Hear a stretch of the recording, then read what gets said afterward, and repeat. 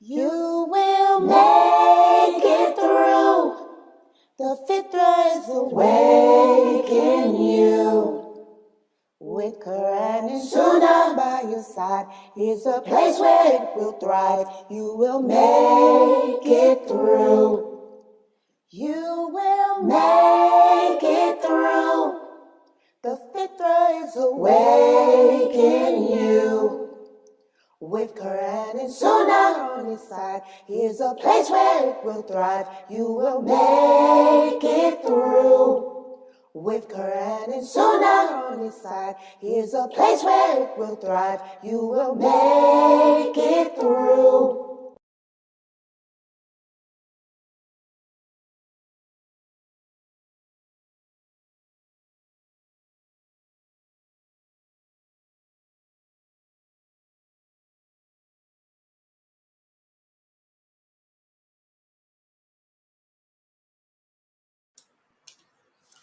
In alhamdulillah, wa salat wa salam ala wa rasulallah. I want to welcome everybody to our class of diluting wala wa bara.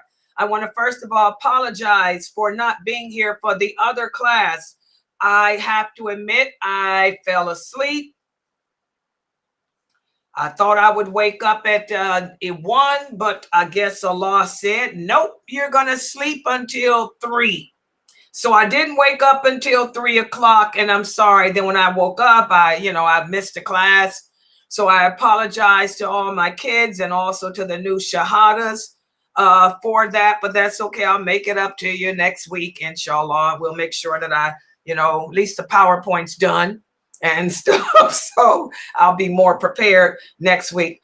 But alhamdulillah, I want to remind everybody that we have 2 more classes tonight too. This class, and also Mukhtar will be doing the life of the Prophet Muhammad. And I hope the children are here for both my class, this class now, and also Brother Mukhtar's class after this. And then later tonight, we'll at 9 p.m. Eastern Standard Time, we'll be completing the book written by Sheikh Muhammad Saeed Atli entitled forbidden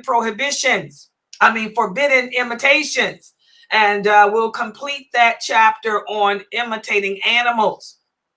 So for now, let's dive right into this class right here. Alhamdulillah, we'll be covering pages 239 through 241 of this wonderful masterpiece written by Sheikh Kareem Abu Zayd.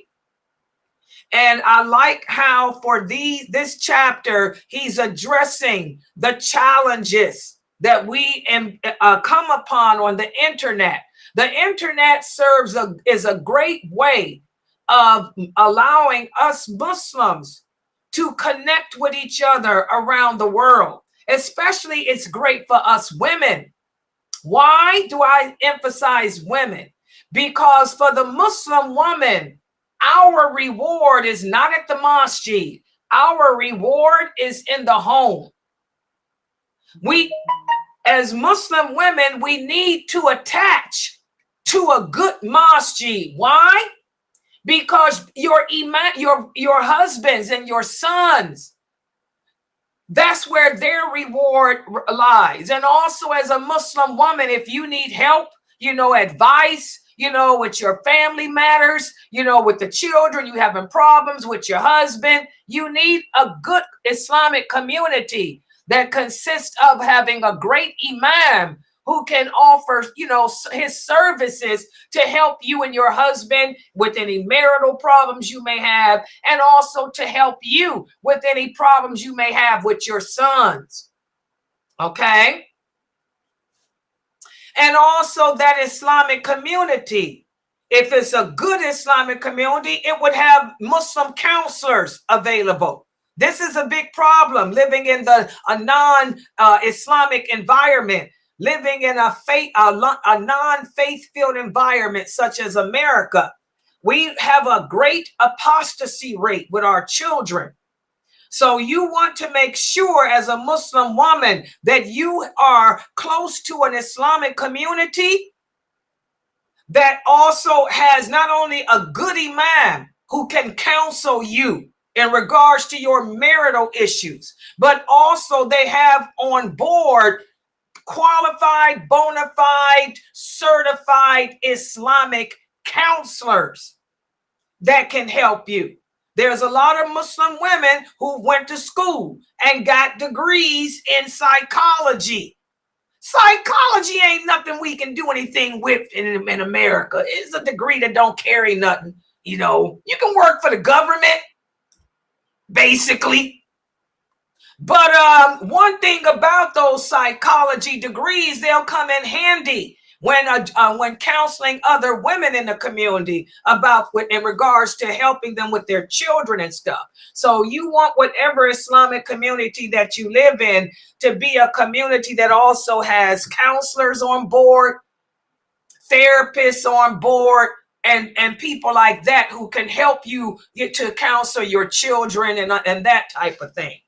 Okay, and most communities that I know of do have that nowadays. Yeah, most of the communities I know of do have counselors available. Be careful thinking that you can have a man counsel your daughter. That ain't gonna happen.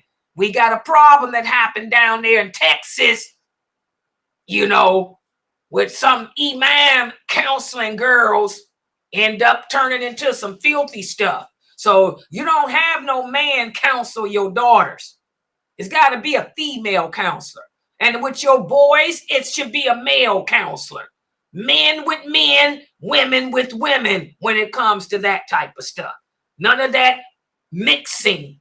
Because whenever you mix the sexes, it leads to the sexes. Hello? We don't need the sexes to be happening. All right. So, and also for the single Muslim women, it's important to attach yourself to a good Islamic community because you're going to need a good Islamic community to bury you should you die. You want to have a good Islamic community that's going to check on you. Every good Islamic community should have a welfare committee. And it should be the responsibility of that welfare committee to check on the single women in their community to see if they're okay or need help. Or, you know, also that imam will be the one that will be a guardian over you in case of marriage if you don't have any Muslim relatives.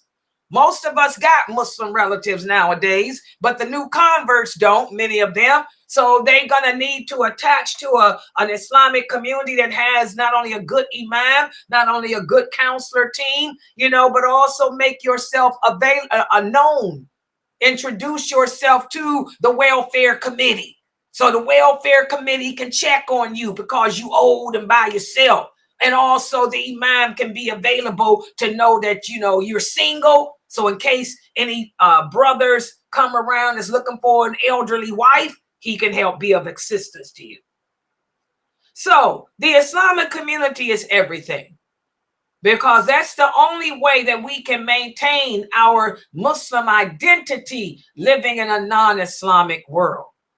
And then for you sisters, you don't have to go to the mosque, you know, for Jumu'ah, none of that. Your reward is at home. Thanks to the internet, you can log in on Sunnahfollowers.net and hang out in the Zoom room with women from around the world and kick it with the women here. Talk about women issues, women's problems, and all of that. And then you can log in for my classes to learn your religion in its truthfulness with the understanding of the companions, you know, from a woman like yourself. Because who better to help a woman or teach a woman other than a woman? Sorry, brothers. I do a better job than y'all. All right? That's the truth. All right, so, you know, thanks to the internet, thanks to Allah giving us knowledge of technology, we're able to do that. But it comes with problems. There's good in everything and there's also bad in everything. The internet can become a very, very destructive device too. We talked about how one of the problems with the internet is you will come upon a bunch of people who call themselves Muslims, like many of you are doing now, Oh yeah, I can tell what y'all doing. A lot of you that log in and listen to me, by the way, it lets me know what else y'all are watching. A lot of y'all are following and joining other talk programs put on by other Muslim people. Some of them are famous, some of them are not so famous, but all of them that y'all listening to are Mu'tazilite. I mean, to tell y'all, every single one is Mu'tazilite. You got a lot of them in the UK that y'all listening to that's Kharijite. Hello! Y'all better be careful. The internet can be a horrific instrument of destruction. It can be used to take you away from La ilaha illallah, Muhammadur Rasulullah, and put you on a path other than what the Prophet Muhammad came with, which is what many of you are doing. I can see where y'all watching. None of them people y'all watching are about anything. Nothing. Nada. All right. So today we're going to address another issue. Not just do we have to be careful and selective of who and what we listen to, but we also have to be aware of another danger that this internet carries, which is known as pornography. This is how we're losing our children. We're losing our children to the life of this world, to boyfriends, girlfriends. We're even losing our wives. A lot of the women are falling in love on these websites, with these illicit men. And a lot of the men are doing the same thing with women, porno, sex sales. Sex sales. I don't care how watered down it is. It sells. And that's what we're going to talk about, because a lot of us end up developing porno addictions. In fact, I'm not going to call out the names, but I have some of my youth here on Twitch. Let me type here. I want to give a shout out to all my followers on Twitch. Alhamdulillah, I got a lot of young Muslim brothers who follow me on Twitch. About how many? 64? That's a lot, 64. And one of the problems that many of them email me about, I'm talking about the ones that's in their early 20s.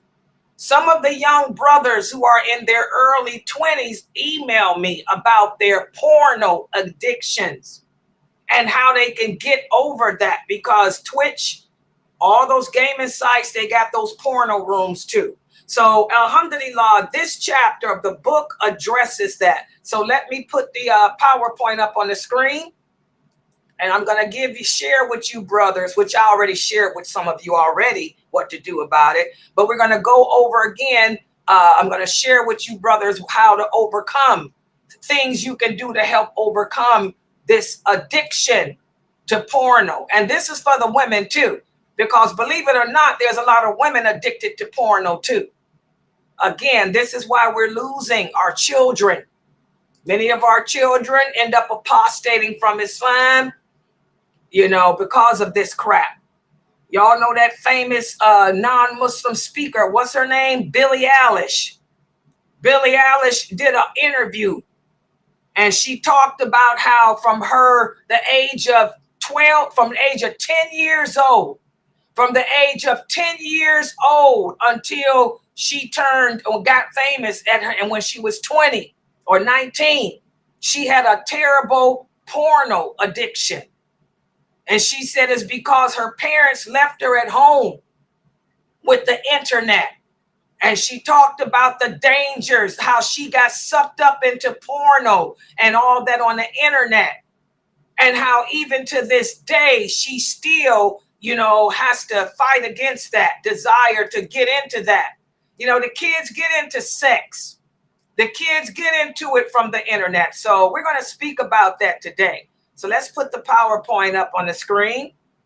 Let me share it with you guys. Hold on. This button here. Yeah, I had to put it up on that. Here we go. There we go.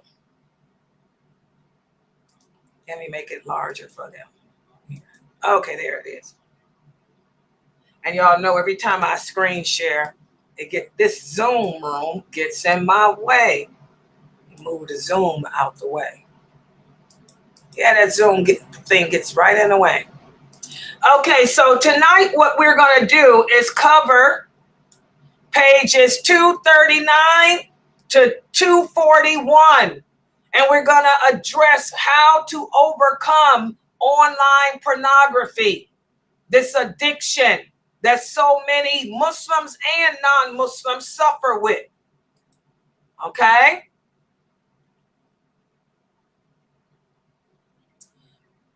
Okay. The accessibility of explicit content, usually pornography. This presents a great challenge for Muslims who are navigating through the internet. And exposure to this type of material can lead to addiction. It can also lead to harmful behaviors. It can also desensitize you to the modesty and chastity values that we try to uphold in Islam. This is why your daughters, they feel comfortable not wearing a hijab. As a Muslim girl, you shouldn't feel comfortable not having a hijab on. You shouldn't feel comfortable wearing tight blue jeans. You shouldn't feel comfortable dressed like some of these Muslim sisters. I was looking at a very popular Muslim woman here in America. She's a counselor. She's very attractive. I love the way she wears her hijab.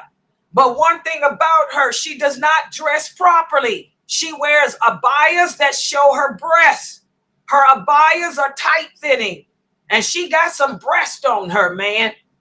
Okay? You know, she shouldn't feel comfortable dressed like that. You're a Muslim woman and you call yourself a daya. And you should not feel comfortable, you know, standing up posing on a magazine cover, you know, with a tight-fitting abaya on that shows how big your breasts are and how big your behind is in the back. You know, this is what the internet does to us. It desensitizes us from being modest. Okay, so, you know, this is something that we have to address as Muslims. So a lot of people say, well, Sister Laila, how can we combat this challenge? Well, when it comes to pornography, you have to confront it head on. And the only way to overcome this challenge means you have to take an approach that addresses the behavior aspects of it. You have to make sure that the behavior aspects of it are aligned with Islamic principles. First of all, Islam teaches us to lower our gaze. So you shouldn't be looking at pictures of women who are not dressed properly. You shouldn't be looking at pictures of men who are not dressed properly. This contradicts our Islamic morals. You shouldn't go to websites that put pictures of women and men from around the world up on the screen.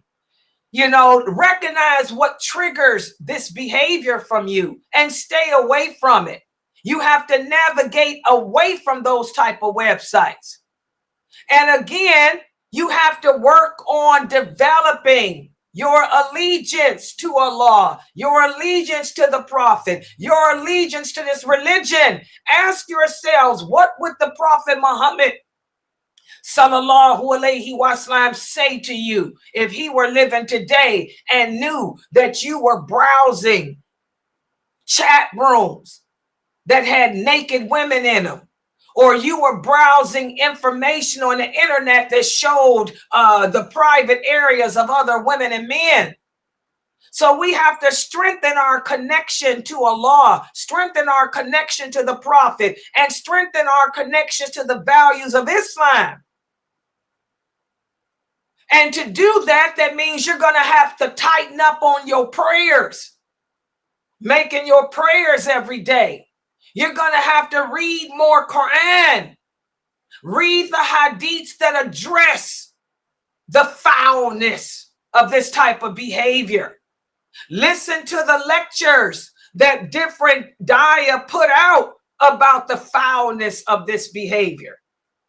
This will help you to develop a strong Muslim identity that will cause you to push away from those type of websites. If you're going to go on Twitch to play a game, you play a game. You're not going on Twitch to look at some naked woman play a game. Okay? And also you have to seek knowledge and awareness of this addiction. Educate yourself about the detrimental effects of pornography. Educate yourself about how it destroys your spiritual well-being. When you read the story, when I'm not into these kafir celebrities, but when I watched the interview that Billie Eilish gave about her addiction to porno at the age of 10, how she was exposed to sex on the internet, to the point where, sex is nothing to her. She could never have a relationship with anyone. Think about that. You're a Muslim, you go to get married, and then all of a sudden, what should have been something of excitement for you and your wife is nothing. It's a woman doesn't appeal to you now. Sex is not important now because you've done all that on the internet. When you listen to other people's struggles with pornography and the effect it had on them, that can also serve as a means of pushing you away from that. Remember, we disassociate from that which will take us away from Allah, away from this religion. And stop listening to Muslim women and men, who claim to be about this and that.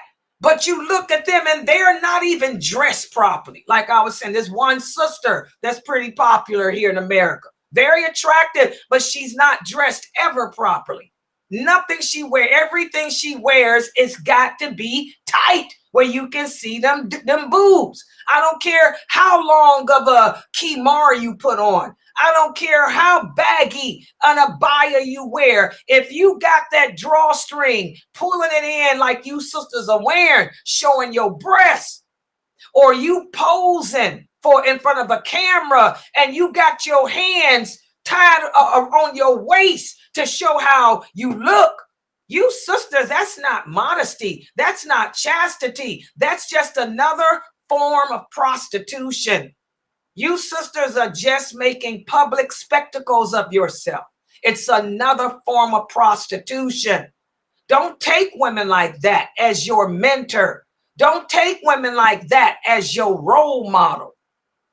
Because these women are only seducing you to be like them, to dress like them. Yeah, I got the cool hijab on, but look at my abaya. It ain't legal. It's not lawful. It's long, but it's got the waistband in it. It's got a belt on it. You can see my breasts. You can see my hips. You can see my shape. Stop taking these people as role models, because all they're doing is calling you to porno. They're calling you away from chastity. They're calling you away from that. Okay? And again, we have to have a support system. Creating a support network of friends, family, and others is vital. That's why I was saying a good Islamic community. A lot of people always ask me what would I recommend. There's no Islamic utopia nowhere on this earth. I cannot recommend nothing to you as far as where to go as a community. You have to reach out on your own. But one of the things to look for is, does this Islamic community have a support group? Do they have Muslim counselors that my children can talk to who are of the same sex as they are, the same gender as they are? Like I said, you don't want your girls seeking counseling from no dude, because that's going to lead to hanky-panky stanky. And we got too much of that going on, especially down there in Texas. Okay? Yeah, I'm going to keep it real. Okay? So does this community have a good support system? And also implement technology restrictions too. You know what triggers these desires in you. So install website blockers, install filtering software. And if you a parent, put parental controls. My daughter did that for my little grandsons. I got 2 little grandsons. You know, she's got parental controls on everything to keep them off of sex sites, because they like to game too. They lose Twitch too. They like to go to Twitch and game. But she put the parental stuff on so they can't get to the wrong rooms and stuff. Again, well better. My allegiance is to Allah, to his prophet, to this religion, and everything that Allah said is good and clean about it. And my disassociation is against anything that compromises anything that stands between my religion. Everything in my religion is good and clean. But the things that Allah made a haram and unlawful are bad and dirty. So I'm going to distance myself from it, online and offline. And again, replace your bad habits with positive activities. Instead of spending so much time gaming, why don't you do some physical exercise? Go outside and ride a bike. Go play football to help take that addiction away. Participate in community service instead of sitting up on the internet all day. We're going to different chat rooms. And also develop coping strategies. Develop healthy ways of dealing with your stress, your anxiety, or negative emotions. And again, this is where that counseling comes in. Muslim counseling from people in your community who have expertise in helping you to deal with this. Again, professional help is everything. But I want you guys to understand, a non-Muslim can never be a therapist for a Muslim because their lifestyle is not like us. The professional help has to come from a Muslim counselor, a Muslim therapist, or an addiction specialist who is Muslim, because the Muslims will put wala wa better in their therapy. And again, that therapist must be the same gender as you. If you're a woman, it has to be a woman therapist. If you're a male therapist. And while you're seeking this professional help, remember, Allah is the best of all therapists. Take it to the prayer rug to him. Realize that nobody is perfect. We all make mistakes. Having an addiction is no exception. So turn to Allah. Make dua asking him to keep you away from that environment. Ask him to forgive you for being weak to that environment. You know, and cling on. Cling on to whatever professional help you're getting, and surround yourself with like-minded, strong Muslims who are not succumbing to that type of stuff. And also another thing we can do as a community is have group sessions. Muslim families, we can meet once a month at the mosque to discuss how to promote digital literacy. In other words, we should meet once a month as a Muslim families to discuss things that we can do to help our children to be able to utilize the internet in a positive way. Things we can do to prevent our children from engaging in harmful websites and harmful influences. And this is something that I encourage every Muslim community to have once a week, to promote digital literacy and parental guidance and how to navigate through the internet with each other and our children and other families. So I really like how Kareem Abu Zaid put this together in the book, because again, he's an imam too, and as well as a daya like myself, he's also an imam. So he's encountered this in his community A lot of brothers have come to him, complaining to him of their porno addictions. Just like I get a lot of brothers and sisters that come to me, and children complaining of their porno addictions. So he was able to write this part, this chapter of his book from his own experience, because it's something that he's been dealing with since the digital era became popular in the 2000s. So I'm going to stop right here.